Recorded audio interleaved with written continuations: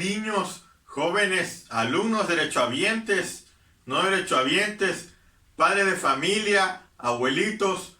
Vamos a iniciar con nuestra clase de ajedrez en línea por parte de ICE Tabasco.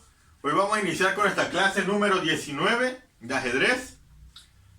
Se recuerda que hemos visto lo que es la apertura, medio juego y finales, que son las etapas del ajedrez. Hoy vamos a tratar el último tema, que es muy importante, que son los finales. Pero antes de eso vamos a dar un repaso sobre todo lo que hemos visto en las etapas del ajedrez. La apertura, el inicio de la partida. Medio juego, centro, desarrollo, táctica, estrategia, posición. Vamos a pasar al tema que es finales, que es el que vamos a ver ahorita, que es últimas piezas. Vemos si hay ventaja o desventaja y victoria o pérdida. Bueno, ¿qué son los finales? Los finales es la última etapa del juego de ajedrez en la cual nosotros evaluamos si tenemos ventaja o desventaja, si tenemos piezas de más, piezas de menos, si tenemos calidad, si no tenemos calidad. Aquí es donde evaluamos y vemos si es probable que vamos a ganar o vamos a perder. La etapa final del juego es muy importante que se estudie también, porque así podemos rematar la partida favorable o podemos perderla.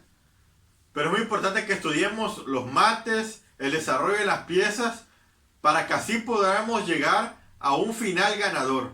Lo que llamamos un final bueno, un final donde podamos, ya llevemos una cierta ventaja y así podamos ganar la partida.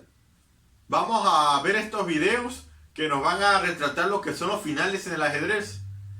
Después de esta clase vamos a ir viendo lo que es importante para el ajedrez, para cómo llevar una partida de una manera armónica, una manera fácil y de una manera donde podamos obtener la victoria.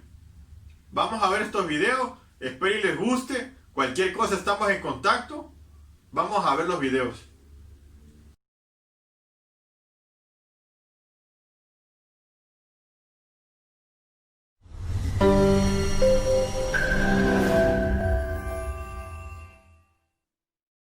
¿Qué tal amigos? ¿Cómo estáis? Soy Daniel Muñoz, el creador del blog de Zuzwan Blog, y hoy os traigo un nuevo vídeo que está dirigido a jugadores principiantes, ya que así me lo habéis pedido alguno de vosotros, que en los comentarios de los vídeos que tengo publicado de finales míticos de Kramnik y de Smyslov. Así que, dirigido para todos vosotros, os he preparado este compendio. Vais a aprender las 3 técnicas fundamentales que sí o sí tienes que conocer para jugar adecuadamente cualquier tipo de final, pero especialmente los finales de peones y los finales de torre, que son los que más se dan en la práctica. Vamos a empezar con la técnica de la oposición. La oposición es la situación que se produce cuando los dos reyes están enfrentados y ambos luchan por conquistar una casilla. Si os fijáis en este diagrama que veis en el vídeo, le toca jugar al blanco le gustaría poder avanzar con su rey e intentar apoyar el avance de su peón hasta conseguir coronar en la casilla G8, pero no lo puede hacer porque tiene el rey negro enfrente, ¿no? Entonces, por esto denominamos a este concepto, a esta situación, la denominamos oposición, y es muy importante ganar la oposición porque nos permite mejorar la posición de nuestro rey o, en el sentido opuesto, impedir que el rey contrario avance y nos ataque. Si en esta posición jugase el negro, la posición sería tablas, pero como juega el blanco tiene la posibilidad de gastar un tiempo y obligar al negro al que mueva. Fijaros, jugaría G3, ahora le toca al negro jugar, vamos a suponer rey G7, y de nuevo el blanco gana la oposición con rey G5, ¿lo veis? El negro no puede progresar. Jugaría el negro, vamos a suponer que juega rey G8, a rey G8, rey G6. El negro tiene que irse a F8 o H8, en cualquiera de los dos casos perdería la oposición. Vamos a suponer que se viene a F8, jugaríamos G4, G8, G5, rey F8 y con rey H7, por último, conseguiríamos controlar la casilla de coronación. Vamos a marcarla así en verde. Conseguiríamos controlar la casilla de coronación con nuestro rey, y el avance del peón a G6, G7 y G8 sería imparable. Si alguno de vosotros durante el curso de esta explicación de la oposición se ha preguntado por qué el rey no juega de una forma más activa, el rey negro, por ejemplo, vamos a ponerlo desde el principio. Os decía que jugamos G3 y os explicaba que el rey se venía a G7, ¿no? Se iba hacia atrás, pero incluso aunque el rey se vaya hacia un lado, imaginaros, rey F6, nosotros ya podemos conquistar una de las casillas por las que queríamos luchar para apoyar el avance de nuestro peón, o sea que al final se va a llegar a la misma posición, imaginaros. Rey F7, peón, rey G7, rey G5,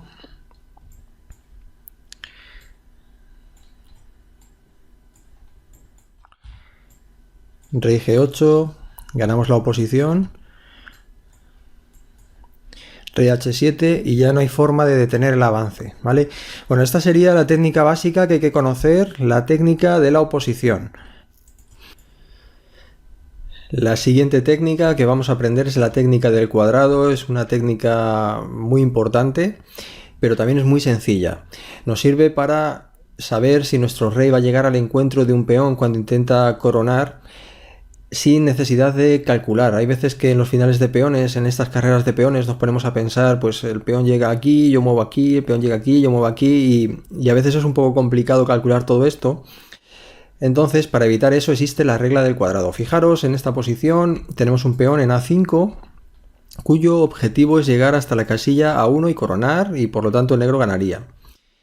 Nosotros, ¿qué tenemos que hacer? Evitar que este peón llegue hasta la casilla 1, por lo tanto vamos a llevar nuestro rey al encuentro del peón y de esa manera capturarlo y evitar que corone.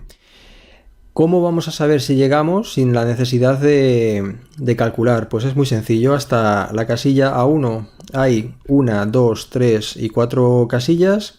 Vamos a contar 4 casillas en horizontal. 1, 2, 3, 4.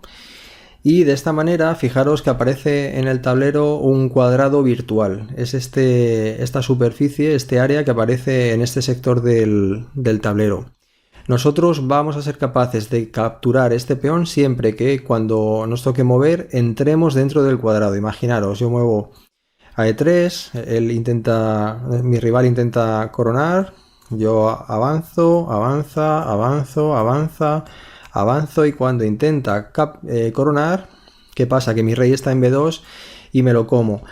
Y esta regla funciona con independencia de la casilla en la que yo entre del cuadrado. Imaginaros que yo voy hacia atrás, aparentemente hacia atrás, porque la geometría del espacio en ajedrez es bastante peculiar, pero en realidad no estoy yendo hacia atrás, estoy yendo hacia el peón rival. Juego rey E5, avanzo, peón A2, rey B2, corona, y sucede lo mismo que veíamos en la posición anterior, ¿vale? Capturo la dama y la posición sería en tablas. Así que ya sabéis, la segunda técnica muy útil y súper necesaria, la regla del cuadrado. Y por último te voy a explicar la regla de las casillas clave. Es una regla muy sencilla, muy útil en la práctica y que muchos jugadores, incluso de nivel intermedio, no la conocen o la conocen de manera intuitiva. La regla dice lo siguiente, que si nosotros tenemos un peón que llega a la quinta fila y somos capaces de ocupar con nuestro rey cualquiera de las 6 casillas que tiene por delante, es decir, estas casillas, ganamos el final, no hace falta calcular nada. ¿Por qué ganamos el final? Pues porque vamos a poder poner en práctica lo que veíamos en la primera técnica de la oposición. Vamos a verlo en este ejemplo práctico. Yo juego E4, mi rival intenta oponerse e ir a la captura de mi peón. Rey D5, rey F7. Yo estoy ya, acordaros, de las 6 casillas, ¿vale? Yo estoy pisando la casilla de 6 con mi rey, luego ya gano la partida, vamos a ver por qué. Si mi rival juega a F8, yo juego rey D7, controlo la casilla de coronación y a mi peón no lo puede parar nadie. Y si el negro juega Rey a E8, yo voy a ser capaz de ganar la oposición, lo que veíamos antes, mi rival es el que tiene que mover, por eso tengo yo la oposición, y si tanto si se viene a F8 como si se viene a D8, controlo la casilla de coronación y gano la partida. Esta es la regla si nosotros tenemos un peón en quinta. ¿Y qué pasa cuando tenemos un peón que no está en quinta y queremos aplicar la regla de las casillas clave? Pues es muy sencillo, la podemos aplicar igualmente, lo único que no vamos a considerar las 6 casillas, solo vamos a considerar las casillas que están delante del peón pero no inmediatamente por delante. Es decir, si yo con mi rey soy capaz de ocupar cualquiera de estas 3 casillas y luego mantengo la oposición cuando juegue, voy a ganar la partida. Es decir, si no me equivoco, voy a ganar. Vamos a ver este ejemplo. Rey G5, rey C7, rey F6. Acordaros, estoy ya ocupando una de las casillas clave. Rey D7, E5, rey E8 y rey E6. Se da la misma posición que veíamos en el primer ejemplo, ¿os acordáis? Le toca al negro mover, por lo tanto es el blanco el que tiene la oposición, y tanto si mueve a D8 como a F8, avanzamos, controlamos la casilla de coronación con nuestro rey, la casilla de coronación y las 2 que le anteceden, y ganaríamos la partida. Pues hasta aquí el vídeo de hoy, ya sabéis, un vídeo dirigido para principiantes, para que os vayáis familiarizando con los finales y que poco a poco vayáis profundizando en distintas técnicas que cada vez os iré explicando y que se irán haciendo mucho más complejas.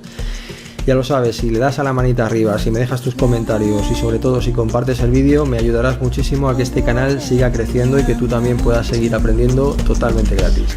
Un cordial saludo.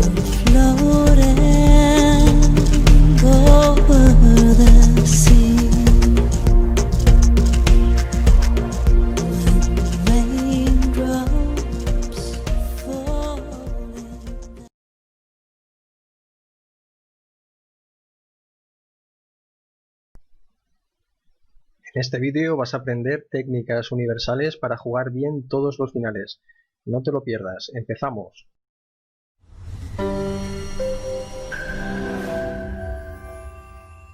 ¿Qué tal amigos? Soy Daniel Muñoz, el creador de The Zud One Blog, y hoy os traigo un nuevo vídeo en el que vamos a analizar un final muy interesante y que lo voy a utilizar como pretexto para explicarte algunas de las técnicas más importantes para jugar correctamente cualquier tipo de finales. Antes de nada quería también pediros disculpas porque llevo un par de semanas sin subir vídeos porque he estado muy liado también con el blog y bueno, con alguna cosa que estoy preparando y que ya os contaré. Pero bueno, intentaré seguir el compromiso de subir por lo menos un vídeo todas las semanas, ¿vale? Bueno, esta posición es una posición de una partida que se jugó en el año 96 en un encuentro de mujeres contra viejas glorias, contra veteranos. Y qué mejor vieja gloria que Boris Spassky, que jugaba contra Pia Kramlin, jugaba con blancas y se llegó a la siguiente posición. No voy a deciros nada de la posición, os voy a pedir que paréis el vídeo y que cada uno de vosotros se dedique a analizarlo por su cuenta y posteriormente vamos a ir desgranando cada uno de los elementos y vamos a utilizar esos elementos de tal manera que podáis utilizarlos o podáis reutilizarlos en vuestras propias partidas. Así que para el vídeo ahora y cuando lleves 10 minutitos pensando, seguimos. Una de las cosas que os explico en el método Zud One es cómo jugar todos los finales sin volverse loco. Esto, bueno, no os va a convertir en grandes maestros, pero sí que creo que os va a dar un enfoque bastante adecuado a la hora de jugar los finales. Os comento que en el 90% de los casos los finales se ganan o bien coronando un peón o bien atacando las debilidades de nuestro rival. Casi siempre se ganan así los finales. Muy pocas veces un final es mate, ¿vale? Entonces, bueno, tenemos esta posición.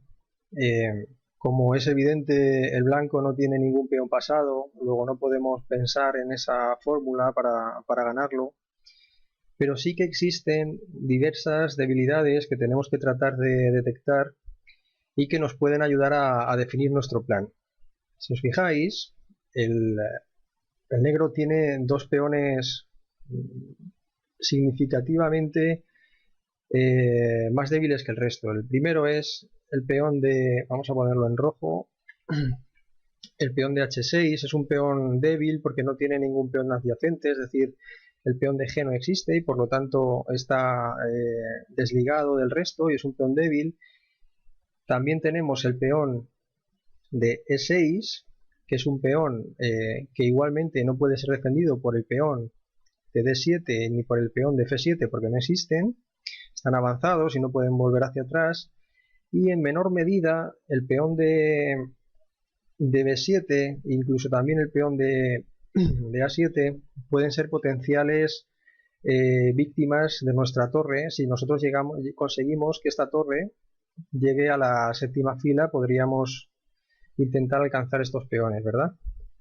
Bueno, vamos a quitar todos los colores para que esto sea más sencillo. Eso es. De todas estas debilidades, ¿cuál consideráis que es la debilidad más importante y la que deberíamos tratar de explotar con blancas? Pues la más importante es el peón de H6. Pero antes de intentar atacar deliberadamente una debilidad, siempre tenéis que seguir los principios de... Bueno, siempre o casi siempre, ya sabéis que el ajedrez está lleno de excepciones, tenéis que seguir los principios de Nimzowitsch, que decía que antes de atacar una debilidad tenemos que aislarla. Aislarla significa que nuestro rival no se pueda liberar de ella. Entonces, en esta posición, por ejemplo, nosotros podríamos aislar la debilidad de H6 jugando G4, de manera que el peón no pueda avanzar H5. Pero ¿qué pasa? Que si nosotros jugásemos G4, vamos a jugarlo, si nosotros jugásemos G4, el negro capturaría en G4, nosotros capturaríamos en G4, ¿y qué habríamos conseguido? Pues no habríamos conseguido nada. Sí es cierto que hemos aislado este peón, es cierto que hemos aislado este peón, pero nos hemos creado nosotros mismos una debilidad. Por lo tanto, esta jugada es una jugada que vamos a descartar, ¿vale? Por esta razón, Spassky jugó con buen criterio rey F4. ¿Cuál es la idea de rey F4? Rey F4 persigue poder jugar G4, pero en el momento que el negro capture en G4, nosotros vamos a poder retomar con el rey en G4 y nuestro peón de F3 va a quedar ligado al peón de E5 y vamos a poder jugar con la estrategia de avanzar este peón, el peón de F, y crear un peón pasado que va a ser nuestro peón de E5. Es decir, si el peón de F llega hasta F5, estamos obligando a nuestro rival a capturar o capturaremos nosotros y nuestro peón de E5 quedará pasado y podremos jugar con la otra estrategia que os decía, que es la de intentar coronar un peón, que es junto al ataque de las debilidades la forma en la que deberíamos jugar siempre. El negro, después de rey F4, jugó caballo F8.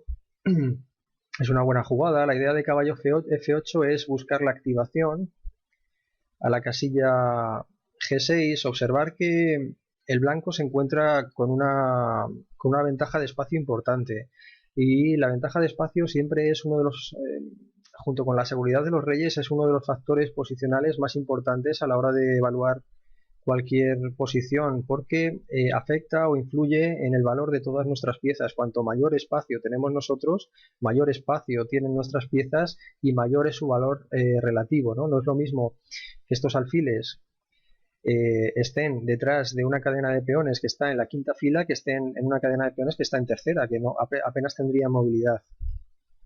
Entonces, bueno, el negro intenta con buen criterio liberarse de esta presión, y Spassky, que ya sabemos que es un grandísimo jugador, pues interpreta correctamente la posición y hace alfil por F8. Algunos me diréis, bueno, pero hombre, ¿cómo es posible que estemos cambiando un alfil por un caballo en un final, que parece un dogma, que jamás en la vida tenemos que cambiar la pareja de alfiles? Pues no. Hay veces, muchas veces, sí es cierto que los alfiles, la pareja de alfiles es importante, pero hay muchos otros elementos, como en este caso es mucho más importante conseguir que el negro no consiga actividad y continuar manteniendo nuestra presión.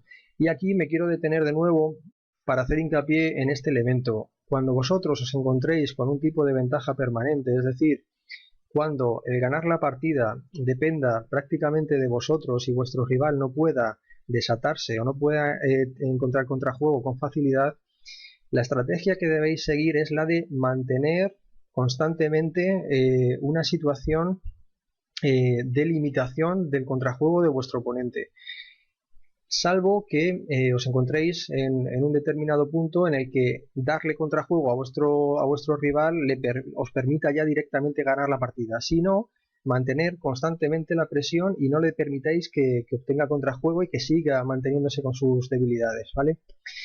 Bueno, vamos a echar un momentito para atrás. Os decía que tras caballo F8, alfil por F8, jaque y torre por F8. ¿Qué ha sucedido? Que la captura, bueno, hay una cosa que no os he comentado, lógicamente, tras alfil por F8, el negro no puede hacer rey por alfil porque le comemos el peón gratis, ¿no? Y ya estamos ganando.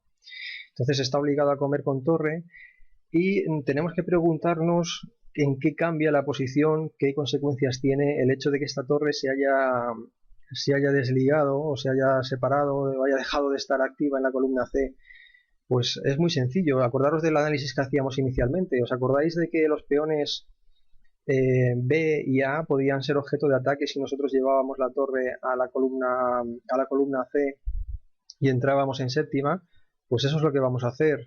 Como el peón de H6 todavía no está aislado, vamos a seguir atacando las debilidades de nuestro rival y bueno, ya pensaremos si es el momento de ir a por ese peón. Torre C1, muy buena jugada, la idea es entrar por C7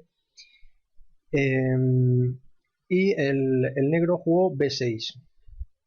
Aquí me gustaría preguntaros, si queréis, a lo mejor para los que tengáis menos nivel, ¿qué jugada sería mejor? Os tendréis que plantear si es mejor cambiar A por B, luego nos comerían A por B, o avanzar el peón. Pensadlo si queréis un ratito y parad el vídeo ahora y luego seguís. Lógicamente, bueno, no sé si lógicamente, cualquiera de las dos jugadas, A por B como A6 puede ser una jugada válida y de hecho el módulo yo creo que aquí recomendaba A por B.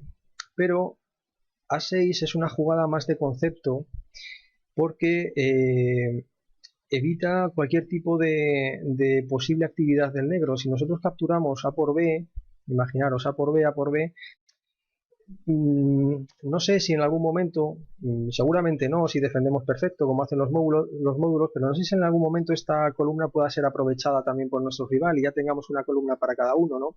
Entonces, ¿para qué darle, a esto me refería con anterioridad, para qué darle a nuestro rival un poquito de aire, un poquito de esperanza? No hay que dar esperanza cuando nosotros estamos posicionalmente muy superiores, como en este caso. Entonces jugamos A6, mantenemos el peón de A7 y nosotros no tenemos ninguna debilidad, estamos perfectamente bien. El negro jugó torre F7, la idea de torre F7 pues bueno, está clara, ¿no? Que nosotros no consigamos entrar a C7 y el blanco jugó rey E5. La idea de rey E5, ¿cuál es? Pues va a ser expulsar el caballo después de jugar F4, expulsar el caballo de la casilla G5 y que nosotros con la torre, perdón, y que nosotros con la torre, que nosotros con la torre podamos entrar en C6 y atacar el peón de D6, ¿lo veis? El negro jugó H5, con lo cual, fijaros, aquí ya podemos poner en práctica una de las cosas que hemos aprendido con anterioridad. Como veis, todo el conocimiento se va reutilizando. El avance de H5 convierte al peón de H en un peón que ya está aislado. La idea que teníamos inicialmente de avanzar el peón a G4 ya lo estamos haciendo sin haber movido, es decir, el peón de H no puede avanzar a H4. Luego esta jugada nos beneficia y además cuando tengáis un alfil en los finales es muy importante el color en el que se sitúan los peones de vuestro rival. En este caso se ha situado en una casilla blanca. Luego este peón también va a poder ser objeto de un posible ataque con nuestro alfil porque, bueno, pues porque está en una casilla de su color, ¿vale? Entonces todo esto hay que irlo teniendo en mente. Y de hecho en los finales, que hay veces que nos encontramos con poco tiempo, lo que haremos será que este conocimiento que nosotros vamos almacenando a lo largo de la partida, poquito a poco aflore inconscientemente cuando estemos en apuros y no tengamos que pensar tanto. El blanco jugó torre C8 entrando en octava, caballo H7 y F4. Bueno, si os fijáis, ya se está poniendo de manifiesto la debilidad de H5 y el blanco va a jugar ahora, como no puede entrar a por la debilidad de A7, va a jugar contra la debilidad de H5. Vais a ver cómo lo va a hacer. El negro jugó caballo F8, alfil E2, tocando la debilidad, rey H6, protege, y de qué manera podemos, como me gusta decir, echar más leña al fuego, de qué manera podemos presionar todavía más en el punto H5. Pues es muy sencillo, con la maniobra torre C1, torre H1, y ya estaremos presionando con tendremos toda la leña en el asador y estaremos seguramente ganando este peón. No será muy difícil defenderlo, ¿no? Pero aunque ese plan es un plan correcto, fijaros que estaríamos utilizando tanto nuestra pieza, la torre, como el alfil, exclusivamente en atacar una debilidad, y esto no va a ser suficiente para ganar. Por esa razón el blanco juega, vamos a echar esto para atrás, después de rey H6 el blanco juega torre E8. Entonces, ¿cómo vamos a conseguir presionar sobre el punto H5? Pues muy sencillo, el plan va a ser rey F2, G2, H3, H4, y nuestro rey, que está en una posición defensiva o en una posición pasiva, va a adoptar un rol más importante en la partida, y mientras vamos a seguir generando la segunda debilidad que siempre nos va a hacer falta para ganar con nuestra torre. Vamos a ver que ya queda poquito de partida. Rey G6, el negro está prácticamente atado de pies y manos. Rey F2, muy buena jugada, siguiendo con el plan. Rey H6, alfil F3. Aquí ya era posible jugar rey G2, pero bueno, el blanco coloca un poco mejor sus piezas. Rey G6, rey G2, H4. Bueno, esto es síntoma ya de la desesperación. Sí, rey H6, rey H3 y el negro está en Zugwan. Rey G6, rey H4 y ganamos peón.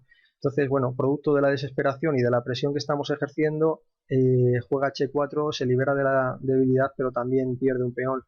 G por H4, rey G7, y ahora acordaros de lo que os decía al principio, tenemos un peón pasado, no tenemos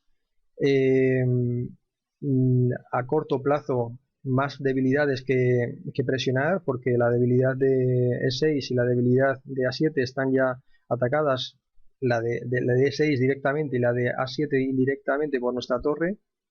Luego vamos a jugar a coronar nuestro peón pasado, luego H5, rey H6 impidiendo el avance, rey H3, rey G7, rey H4, rey H6, y muchas veces, como os decía con anterioridad, solo tenemos que dar contrajuego a nuestro oponente cuando la partida pueda concluirse de manera expeditiva, y es lo que sucedió en esta posición. Ya no podemos incrementar más la presión, ya tenemos un peón de más, ya tenemos que dar el golpe definitivo, y hay que pensar muchas veces también en la táctica. Y en esta ocasión, si queréis parar el vídeo y ver cómo podríais seguir, es un remate muy sencillo. Alfil por D5 y el Pia Kremlin se rindió en esta partida jugada en 1996, porque bueno, está completamente perdido, ¿no? Si por ejemplo capturan el alfil, nosotros avanzamos y el avance a E7 va a ser imparable, ¿no? Imaginaros, torre F6, E7, ¿qué hace aquí el negro? No puede evitar la captura del caballo, la coronación.